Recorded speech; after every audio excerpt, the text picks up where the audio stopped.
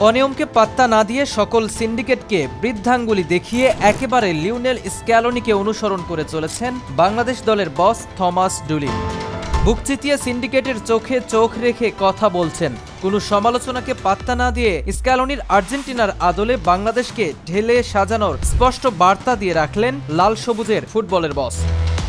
এমন একজন সাহসী কোচকেই তো দেখতে চেয়েছিল পুরো দেশ, যিনি ঠিক স্ক্যালোনির মতো হবেন। প্রশ্ন আসতে পারে, স্ক্যালোনির সঙ্গে ডুলির মিলটা কোথায়? স্ক্যালোনি আর্জেন্টিনার দায়িত্ব নেওয়ার পর তার আমলনামা একটু স্মরণ করুন।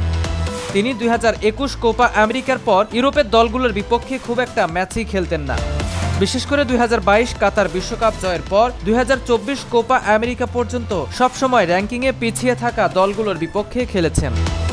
তা নিয়ে চারদিকে হয়েছে সমালোচনা। নিন্দুক থেকে শুরু করে আর্জেন্টিনা ভক্তরা পর্যন্ত হতাশ ছিল স্ক্যালোনির এমন সিদ্ধান্তে।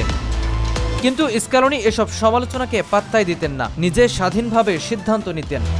কিন্তু কেন?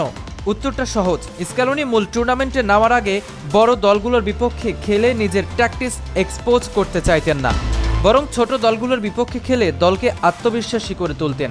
দলের মাঝে অনেক পরীক্ষা নিরীক্ষা চালাতেন এবং নিজেই ট্যাকটিক্স কাউকে বুঝতেই দিতেন না।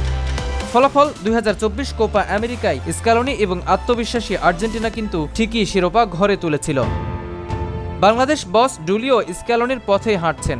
এই যে সামনে সাফের আগে বাংলাদেশ পেয়েছে বড় দলের বিপক্ষে খেলার প্রস্তাব, কিন্তু ডুলি তা চান না। সাফের আগে বড় দলের বিপক্ষে খেলে যদি তার ট্যাকটিক্স এক্সপোজ হয়ে যায় কিংবা দলের আত্মবিশ্বাস কমে যায়, তাহলে সাফ জয়ের স্বপ্ন আবারও অধরা থেকে যেতে পারে। তাই স্ক্যালোনির পথে হেঁটে সাফের আগে দলকে আত্মবিশ্বাসী করা এবং নিজের ফরমেশন ও ট্যাকটিক্স লুকিয়ে রাখাই তার কৌশল। আপাতত তার একমাত্র লক্ষ্য সাফ জয়। এরপর তিনি বড় দলগুলোর বিপক্ষে খেলে 2030 বিশ্বকাপ বাছাইয়ের প্রস্তুতি শুরু করবেন।